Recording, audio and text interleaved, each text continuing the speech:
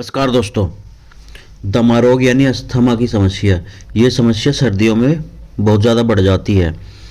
तो हमें सर्दियों में अस्थमा के लिए कौन कौन सी होम्योपैथिक मेडिसिन का यूज करना चाहिए जिससे हमारी अस्थमा की समस्या हमेशा के लिए ठीक हो जाए। ऐसी ही आज मैं ऐसी ही बेस्ट होम्योपैथिक मेडिसिन के बारे में बताने वाला हूँ जिससे कि आपकी अस्थमा की समस्या में बहुत अच्छा रिजल्ट मिलेगा। और ये मेडिसिन जो है आपकी अस्थमा की समस्या को जड़ से ठीक कर देगी। तो ज़रूर ये वीडियो लास्ट तक देखिएगा। अगर आपको ठंड में अस्थमा की प्रॉब्लम है, सीटी सी आवाज़ आती है, बहुत ज़्यादा कफ गले में वो जम जाता है, खरखराहट की आवाज़ आती है गले से, और सांस लेने में बहुत ज़्यादा परेशानी रहती है, सांस बहुत ज़्यादा फूलती रहती है, तो कौन सी होम्योपैथिक मेडिसिन लेनी चाहिए। आज मैं ऐसे ही आपको दो होम्योपैथिक कॉम्बिनेशन बताऊंगा। एक कॉम्बिनेशन आपको क्या करना है, 30 पोटेंसी में बनाना है, और दूसरा कॉम्बिनेशन आपको मदर टिंचर में बनाना है। और साथ ही साथ एक बायोकॉमिक मेडिसिन भी बताऊंगा जो ट्राइचूसन फॉर्म में मतलब टैबलेट होती है, जिनके रिजल्ट बहुत ही अच्छे हैं और बहुत ही जल्दी आराम मिलता है। तो पहले कॉम्बिनेशन की बात कर लेते हैं, कोई इधर उधर की बात नहीं करेंगे। पहले हम पहले दो इसमें से दोनों कॉम्बिनेशन में से पहले कॉम्बिनेशन की बात कर लेते हैं, जो कॉम्बिनेशन आपको 30 पोटेंसी में बनाना है। तो इसमें पहली मेडिसिन है अरेलिया रेसिमोसा 30। अगर आपकी सांस बहुत ज़्यादा फूलती है, कफ बहुत ज़्यादा बनता है, सांस लेने में बहुत ज़्यादा परेशानी रहती है, सीटी सी जैसी आवाज़ आती रहती है, तो ये बहुत ही इफेक्टिव मेडिसिन है। दूसरी मेडिसिन है इपिकॉक 30।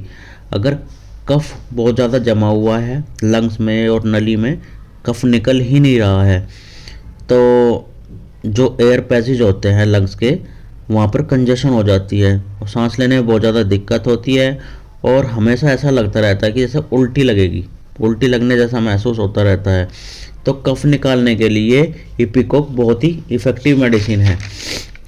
कफ बहुत ज़्यादा भरा हुआ है, बिल्कुल भी नहीं निकल रहा है, तो इपिकोक ज़रूर यूज करना चाहिए। अगली मेडिसिन है एकोनाइट 30। एकोनाइट 30 बहुत ही इफेक्टिव मेडिसिन है ठंडियों के लिए, जिसके कारण लंग्स का जो कंजेशन बढ़ जाता है, उस यह कहते हैं कि अस्थमा यह एक एलर्जिक प्रॉब्लम है, जहाँ पर हमारे जो शरीर के सेल्स होते हैं और वो हमारे लंग्स के जो लंग्स के सेल्स होते हैं उनसे जाकर के, नॉर्मल सेल्स होते हैं उनसे जाकर के ये आपस में लड़ना शुरू कर देते हैं, जिससे क्या होता है कि वहाँ पर इन्फ्लामेशन होता है, जिससे लंग्स की नलियों में कंजेशन होता है, जिसके कारण सांस लेने में दिक्कत होती है, कफ बहुत ज़्यादा बनता है।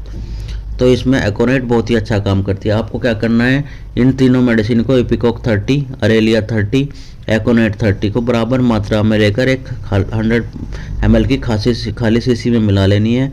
और फिर अगर आपको ज़्यादा मतलब कंडीशन आपकी ज़्यादा ख़राब है, तो इसकी क्या करना है, 2 बूंद हर 2-2 घंटे के रिपीटिशन से लेनी है। और जैसे ही थोड़ा आराम लगे तो इसकी 2 बूंद सुबह, 2 बूंद दोपहर, 2 बूंद शाम को कंटिन्यू 6 महीने तक यूज करनी है। आपके अस्थमा की समस्या जो है बिल्कुल ही ठीक हो जाएगी। अब बात कर लेते हैं दूसरे कॉम्बिनेशन की। इस कॉम्बिनेशन में आपको क्या करना है, मेडिसिन जो है वो मदर टिंचर में मिलानी है। तो इसमें पहली मेडिसिन है ब्लाटा ओरिएंटलिस मदर टिंचर। ये कंजेशन को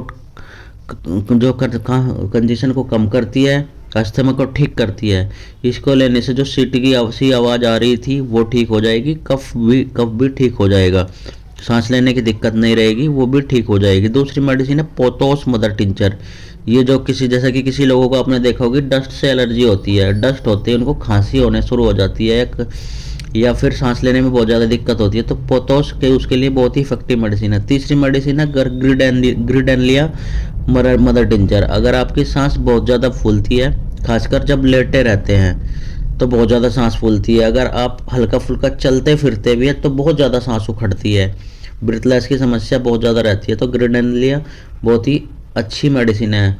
आपको क्या करना है, इन तीनों मेडिसिन को लेकर के 100 ml की खाली शीशी में मिलाना है। मिलाना कैसे, आपको क्या करना है, जैसा कि 100 ml की आपकी शीशी है तो उसमें आपको ब्लाटा ओरिएंटलिस का क्या करना है, 60 ml रखनी है। 100 ml में 60 ml Blatta, 20 ml pothos, 20 ml ग्रिडेनलिया। ऐसे तीनों मेडिसिन का मिश्रण तैयार करना है, और मिश्रण तैयार करने के बाद अच्छे से हिला करके आपका मिक्सचर तैयार है। इसकी 20 बूंद सुबह, 20 बूंद दोपहर, 20 बूंद शाम को आधे कप गुनगुने पानी में कंटिन्यू तैयार करनी है। मतलब कि पहला कॉम्बिनेशन आपको 2-2 बूंद लेना है, दूसरा कॉम्बिनेशन आपको 20-20 बूंद लेना है, ठीक है। और साथ में एक जो बायोकेमिक मेडिसिन है, उसका इसका ये क्या है, बायो कॉम्बिनेशन 2 करके आती है। इसकी 6 टैबलेट सुबह, 6 टैबलेट शाम को कंटिन्यू लेनी है। आप ये तीनों, फर्स्ट कॉम्बिनेशन, सेकंड कॉम्बिनेशन और ये टैबलेट, तीनों आप 15 दिन तक यूज कीजिए। 15 दिन में ही आपको आराम लगेगा, जो कि लगेगा ही लगेगा। फिर आप इसको कंटिन्यू कम से कम 7 से 8 महीने यूज कीजिए। 7 से 8 महीने में जो आपकी अस्थमा की समस्या थी, सांस लेने में दिक्कत हो रही थी, कफ बहुत ज़्यादा बनता था, इन सारी प्रॉब्लम को जड़ से ख़त्म कर देगी। अगर आपको मेरी इन्फॉर्मेशन अच्छी लगी तो मेरे चैनल को लाइक कर ले, शेयर कर दे, सब्सक्राइब कर दे, और हम बेल आइकन ओपन करना ना भूलें, जिससे कि आपको मेरी आगे की आने वाली वीडियो का नोटिफिकेशन टाइम पर मिलता रहे। मैं आगे भी ऐसी इन्फॉर्मेशनल वीडियो लेकर के आते रहूँगा। बाकी अगर आपको कुछ समझ ना आया तो मैं ये दोनों कॉम्बिनेशन बायो में भी मेंशन कर दूंगा, जिससे आपको आसानी से समझ में आ सके। तो चलिए फिर मिलते हैं नेक्स्ट की इन्फॉर्मेटिव वीडियो के लिए ऐसे ही। Thank you.